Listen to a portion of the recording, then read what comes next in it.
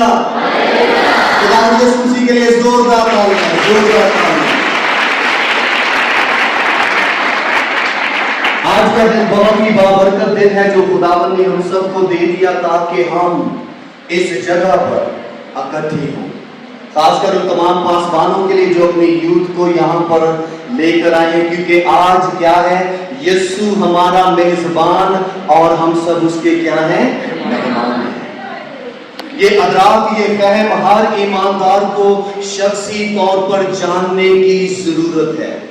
ज़बूर 23 में जब खुदा का बंदा दाऊद कहता है कि वो मेरे दुश्मनों के रूबरू मेरे आगे दस्तरखान बिछाता है, तो ये दस्तरखान खुदावन के हुजूर क्या है, हम सब के लिए दावत है कि हम उसके साथ बैठकर रूहानी बरकत से माला माल बनें। और इसीलिए नए अहदनामा में यूहन्ना मुकाशवा की किताब में लिखते हुए कलीसिया की हालत को देखकर कहता है यीशु मसीह के देख मैं दरवाजे पर खड़ा खटखटाता हूं, अगर कोई मेरी आवाज सुनकर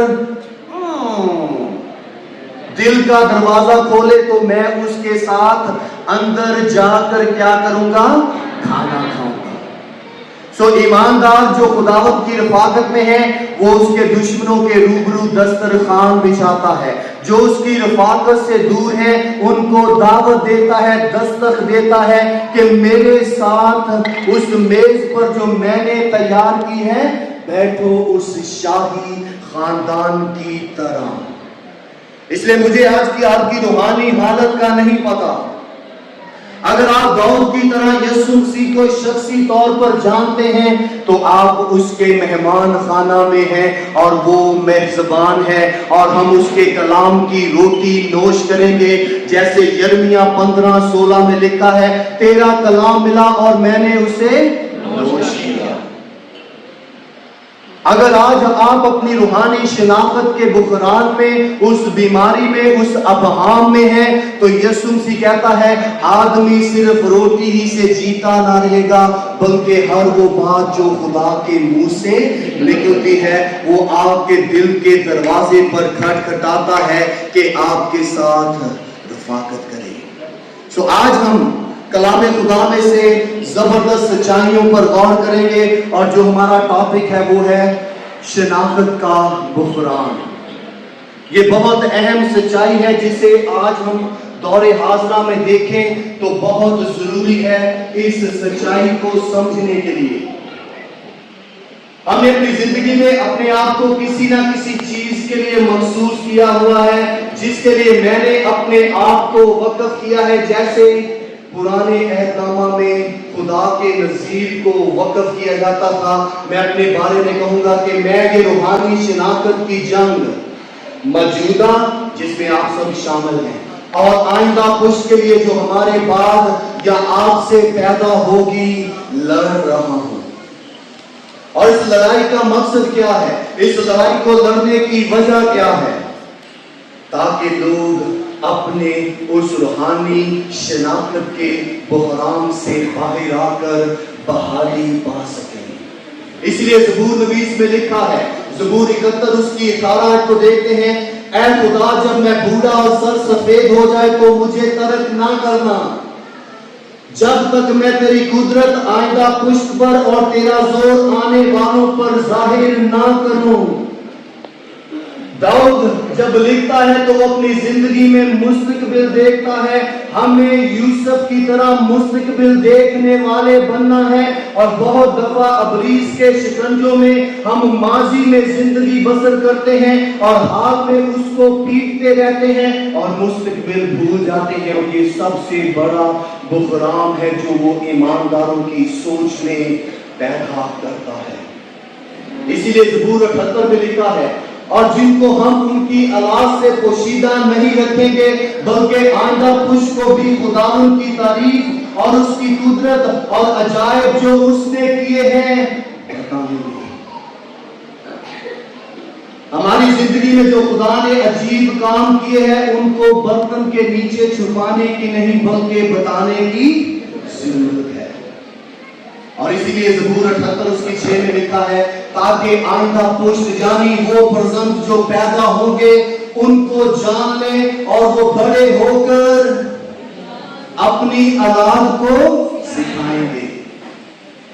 آج اب سب یہاں پر موجود ہیں اسی لیے ہے تاکہ آپ جان سکیں، تاکہ آپ آنے والی نسل کو سکھا سکیں، تاکہ آپ میں سے یحنا، الیشبا، مریم، رود، دبورا اور بہت سے دوسرے ایماندار پیدا ہو، تاکہ وہ نسل جانے کہ ہمارے باپ دادا نے ہمیں کس چیز کے لیے الگ کیا تھا۔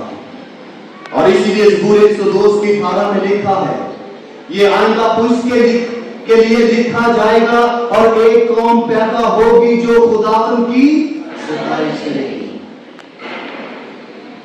یہ آپ کے لیے ہے، آپ کے بعد آنے والی نسل کے لیے ہے۔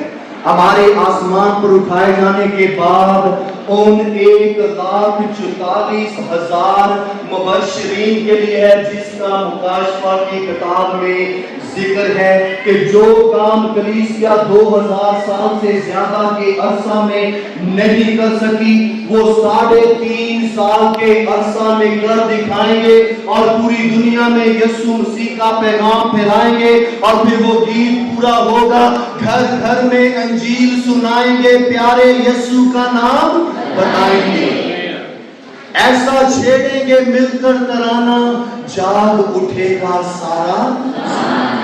اس لیے شناخت کے بحران میں ضروری ہے کہ ہم جانیں، سمجھیں اور اس فہم کو حاصل کریں۔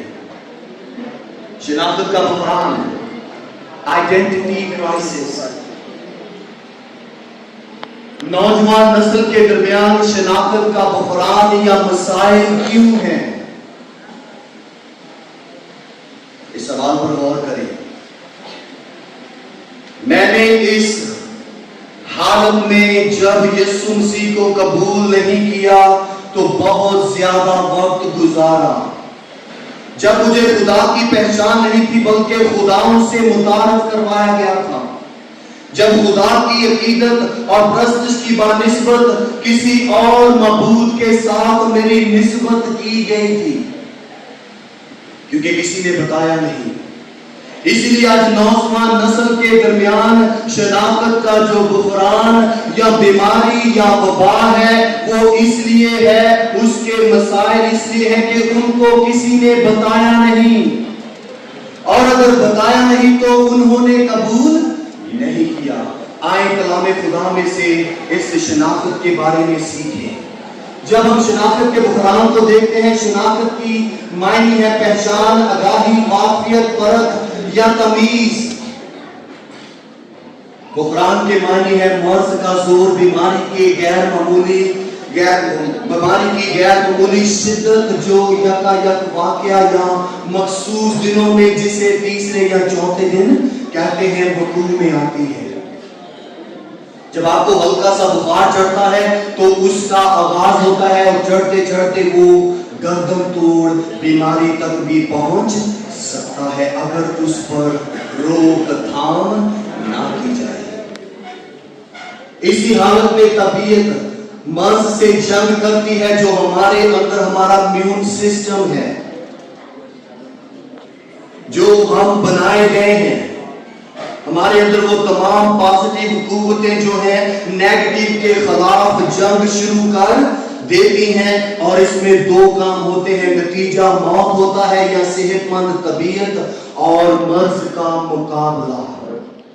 اس شناخت کے بحران میں ہم دیکھیں گے، شناخت کے اس بحران میں ہم سیکھیں گے، جب ہم مثال اس کا 3 باب اس کی 5ویں آیت سے 7ویں آیت میں دیکھتے ہیں تو خدا کا بندہ سلیمان جو حکمت کا بادشاہ ہے، وہ تمام والدوں کو، والدین کو لکھتے ہوئے کہتا ہے، خاص کر ایمانداروں کو، سارے دل سے خداوند پر توکل کر اور اپنے فہم پر تکیہ نہ کر، اپنی سب راہوں میں اس کو پہچان، وہ تیری رہنمائی کرے گا۔